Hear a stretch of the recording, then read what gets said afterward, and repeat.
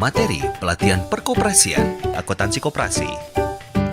Karakteristik bisnis koperasi sebenarnya tidak berbeda dengan perusahaan pada umumnya. Artinya, koperasi hanya bergerak pada sektor perdagangan dan jasa saja. Koperasi yang bergerak dalam sektor perdagangan adalah koperasi yang kegiatan utamanya adalah membeli maupun menyimpan barang dagangan dalam bentuk persediaan dan kemudian menjual kembali barang tersebut kepada konsumen akhir. Sedangkan koperasi yang bergerak dalam sektor jasa adalah koperasi yang kegiatan utamanya adalah menyediakan layanan kepada para pelanggan, baik anggota koperasi maupun non-anggota koperasi. Sama seperti perusahaan pada umumnya, koperasi juga wajib memiliki sistem informasi akuntansi yang akurat dan terukur, supaya dapat menghasilkan laporan keuangan yang baik. Nantinya, laporan ini difungsikan sebagai penyedia informasi pertanggungjawaban keuangan secara tertib dan transparan untuk digunakan sebagai dasar pengambilan keputusan. Oleh karena koperasi memiliki identitas, maka penerapan standar akuntansi dan penyampaian laporan keuangannya juga tidak sama dengan standar akuntansi dan laporan keuangan badan usaha lain pada umumnya. Karakteristik kualitatif merupakan ciri khas yang membuat informasi dalam laporan keuangan berguna bagi pemakai. Oleh karenanya, penyajian informasi laporan keuangan koperasi harus memperhatikan ketentuan berikut. Adapun pihak-pihak yang berkepentingan terhadap laporan keuangan terdiri dari pengurus dan pengawas, anggota koperasi, instansi pemerintah, kreditur, karyawan, serta pemasok dan pelanggan. Merujuk pada Peraturan Menteri Koperasi dan Usaha Kecil dan Menengah Republik Indonesia Nomor 12 Tahun 2015, kegunaan dan manfaat laporan keuangan adalah sebagai berikut.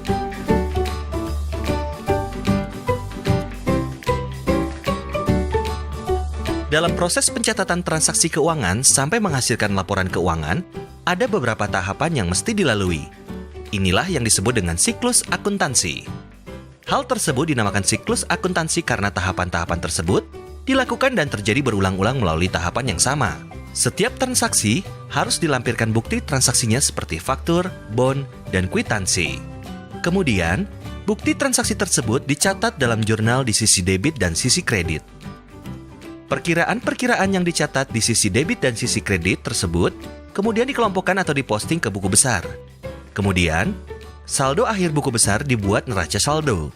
Apabila ada penyesuaian, dilakukan jurnal penyesuaian dan diterbitkan laporan keuangan berupa neraca, laporan hasil usaha, laporan perubahan ekuitas, laporan arus kas. Langkah terakhir adalah membuat jurnal penutup. Elemen-elemen penting yang harus ada dalam format laporan keuangan koperasi adalah nama koperasi, nama laporan, periode laporan, dan isi laporan. Sedangkan untuk isi laporannya, wajib memiliki komponen berikut di dalamnya. Sedangkan komponen laporan keuangan untuk koperasi yang bergerak dalam usaha simpan pinjam dan pembiayaan syariah dilengkapi dengan catatan berikut. Neraca. Neraca adalah laporan yang menyajikan posisi, aset, kewajiban, dan ekuitas pada saat atau tanggal tertentu akhir periode pelaporan. Aset dikelompokkan menjadi aset lancar dan aset tidak lancar. Aset lancar yaitu aset yang memiliki manfaat kurang dari 1 tahun dan memenuhi kriteria sebagai berikut. Komponen aset lancar untuk koperasi konsumen dan koperasi pemasaran meliputi komponen perkiraan sebagai berikut. Komponen aset lancar untuk koperasi jasa meliputi komponen perkiraan sebagai berikut. Komponen aset lancar untuk koperasi produsen meliputi komponen perkiraan sebagai berikut. Komponen aset lancar untuk koperasi simpan pinjam meliputi komponen perkiraan sebagai berikut. Komponen aset lancar untuk koperasi simpan pinjam dan pembiayaan syariah meliputi komponen perkiraan sebagai berikut. Sedangkan aset tidak lancar adalah aset yang terdiri dari beberapa macam aset, yang masa manfaatnya lebih dari 1 periode akuntansi dan dimiliki serta digunakan dalam kegiatan operasional dengan kompensasi penggunaan berupa biaya penyusutan. Komponen aset tidak lancar untuk semua jenis koperasi meliputi komponen perkiraan sebagai berikut. Kewajiban dikelompokkan menjadi kewajiban jangka pendek dan kewajiban jangka panjang. Kewajiban jangka pendek adalah utang koperasi yang digunakan untuk kebutuhan modal kerja dan memelihara likuiditas koperasi dan harus dilunasi paling lama dalam 1 periode akuntansi koperasi. Komponen kewajiban jangka pendek untuk koperasi konsumen, koperasi produsen, koperasi jasa, dan koperasi simpan pinjam meliputi komponen perkiraan sebagai berikut. Komponen kewajiban jangka pendek untuk koperasi simpan pinjam dan pembiayaan syariah meliputi komponen perkiraan sebagai berikut.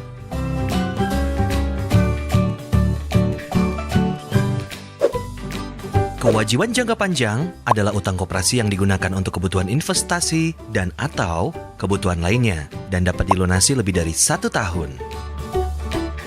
Komponen kewajiban jangka panjang untuk koperasi konsumen, koperasi produsen, dan koperasi jasa meliputi komponen perkiraan sebagai berikut. Komponen kewajiban jangka panjang untuk koperasi simpan pinjam meliputi komponen perkiraan sebagai berikut. Komponen kewajiban jangka panjang untuk koperasi simpan pinjam dan pembiayaan syariah meliputi komponen perkiraan sebagai berikut. Komponen ekuitas koperasi terdiri dari simpanan pokok,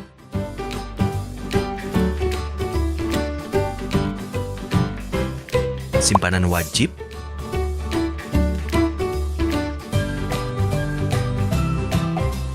hibah atau donasi,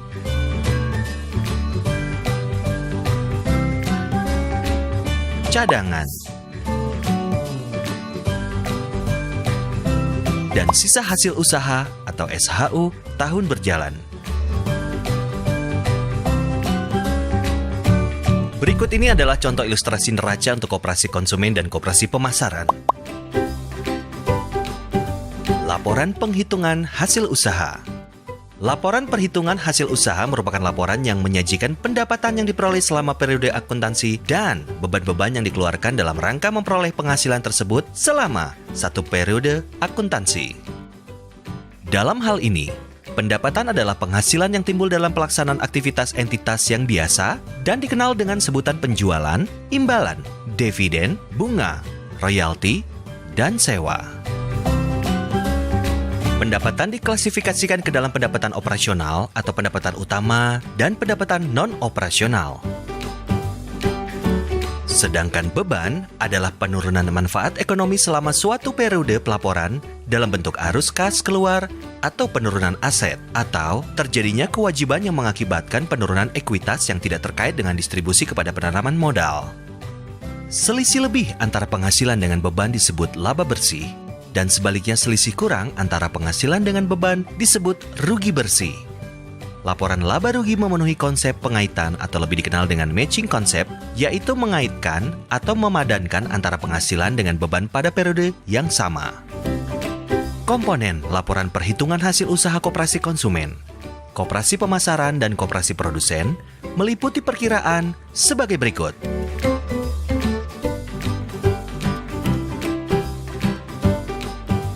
Berikut ini adalah contoh ilustrasi komponen perhitungan beban pokok penjualan bagi koperasi konsumen atau pemasaran.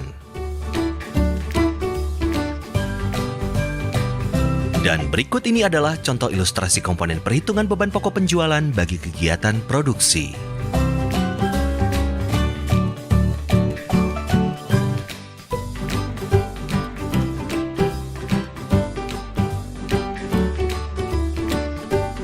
Komponen laporan perhitungan hasil usaha koperasi simpan pinjam meliputi perkiraan sebagai berikut. Komponen laporan perhitungan hasil usaha koperasi simpan pinjam dan pembiayaan syariah meliputi perkiraan sebagai berikut.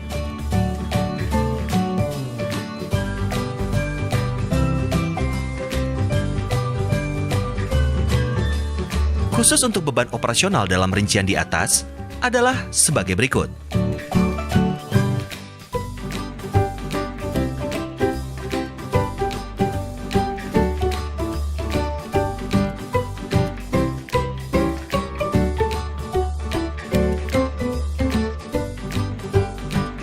Berikut ini adalah contoh ilustrasi laporan perhitungan hasil usaha untuk koperasi konsumen dan koperasi pemasaran.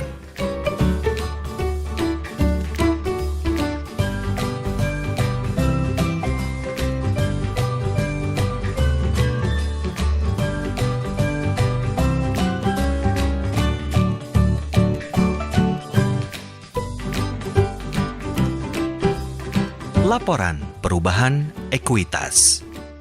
Laporan perubahan ekuitas adalah laporan yang menyajikan perubahan ekuitas selama satu periode akuntansi.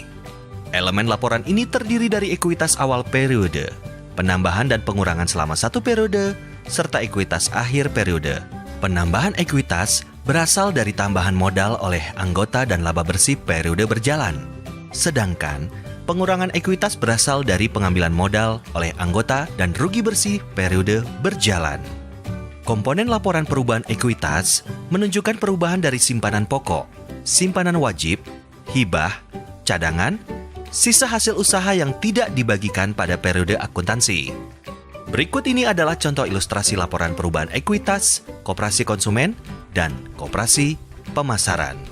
Laporan arus kas. Laporan arus kas adalah laporan yang menyajikan ringkasan dari penerimaan kas dan pengeluaran kas selama satu periode akuntansi.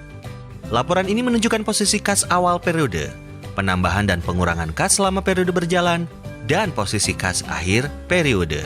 Laporan arus kas menyediakan informasi tentang perubahan uang tunai dan setara tunai dalam satu entitas untuk periode yang dilaporkan dalam komponen yang terpisah terdiri dari aktivitas operasi, aktivitas investasi, aktivitas pendanaan. Berikut ini adalah contoh ilustrasi laporan perubahan ekuitas koperasi konsumen dan koperasi pemasaran. Catatan atas laporan keuangan. Langkah pertama untuk dapat memahami kondisi usaha dan keuangan koperasi adalah dengan membaca laporan keuangan dengan melakukan analisa laporan keuangan. Analisa laporan keuangan adalah perhitungan rasio-rasio keuangan untuk menilai keadaan keuangan koperasi di masa lalu, saat ini, dan kemudian di masa depan.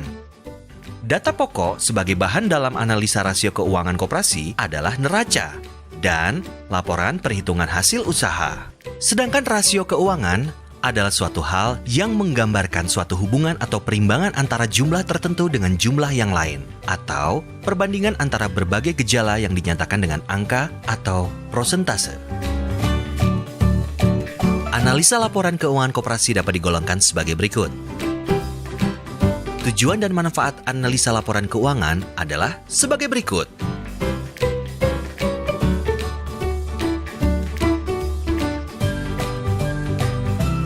Beberapa jenis analisis rasio keuangan yang dapat digunakan untuk menilai kinerja keuangan koperasi diantaranya adalah rasio likuiditas, rasio solvabilitas, rasio rentabilitas atau profitabilitas, rasio aktivitas, rasio operasional,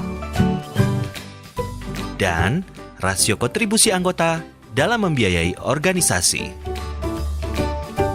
Rasio likuiditas adalah rasio yang menggambarkan kemampuan koperasi untuk memenuhi kewajiban jangka pendek yang harus segera dipenuhi atau kemampuan koperasi untuk memenuhi kewajiban keuangan pada saat ditagih dengan menggunakan aset lancar yang tersedia. Penilaian rasio likuiditas bertujuan untuk mengetahui seberapa besar aset lancar dapat menutupi kewajiban jangka pendek yang segera jatuh tempo. Dari rasio likuiditas yang ada, dapat digunakan salah satu rasio yaitu current ratio dengan menggunakan rumus berikut. Bila hasil perhitungan current ratio lebih besar atau sama dengan 150% sampai 200%, ini merupakan ukuran yang ideal. Dan apabila current ratio kurang dari 150%, dianggap kurang baik. Karena koperasi berada pada titik kurang aman dalam memenuhi hutang jangka pendeknya. Demikian juga bila current ratio di atas 200% dikategorikan kurang baik karena ada yang mengendap yang seyogyanya dapat digunakan untuk mengoptimalkan kegiatan usaha koperasi.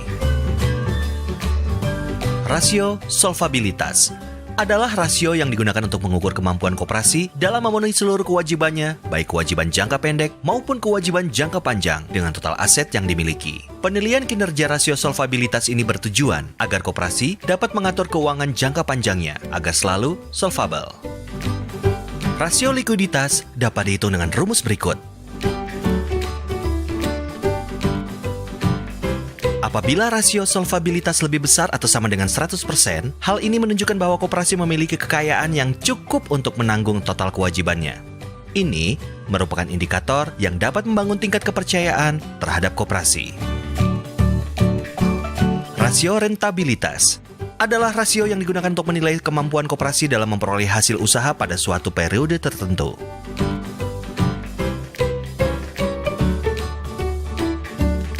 Ada 4 jenis rasio rentabilitas yang bisa digunakan. Di antaranya adalah profit margin pelayanan kepada anggota, profit margin untuk seluruh pelayanan, rentabilitas modal sendiri atau rate of return on equity, dan rentabilitas total aset atau return on asset. Rasio aktivitas adalah rasio yang digunakan untuk mengukur efektivitas koperasi dalam memutarkan aset yang dimilikinya untuk menghasilkan pelayanan kepada anggota dan non-anggota. Rasio ini terdiri dari rasio aktivitas yang hanya memperhitungkan partisipasi bruto dan rasio aktivitas yang menghitung bisnis dengan non-anggota. Rasio operasional adalah rasio yang digunakan untuk mengukur efisiensi usaha koperasi. Rasio ini terdiri dari efisiensi pelayanan dan efisiensi usaha. Rasio kontribusi anggota dalam membiayai organisasi merupakan perbandingan antara partisipasi neto dengan beban organisasi. Penilaian rasio ini bertujuan untuk mengetahui seberapa besar sumbangan anggota melalui partisipasi neto dalam membiayai organisasi koperasi, baik beban operasional maupun beban perkoperasian. Rasio kontribusi anggota dalam membiayai organisasi dihitung dengan rumus berikut.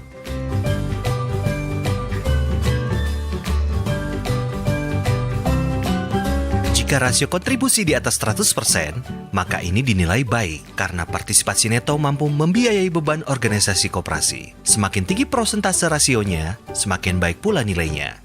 Sebaliknya, jika rasio di bawah 100%, maka nilainya tidak baik.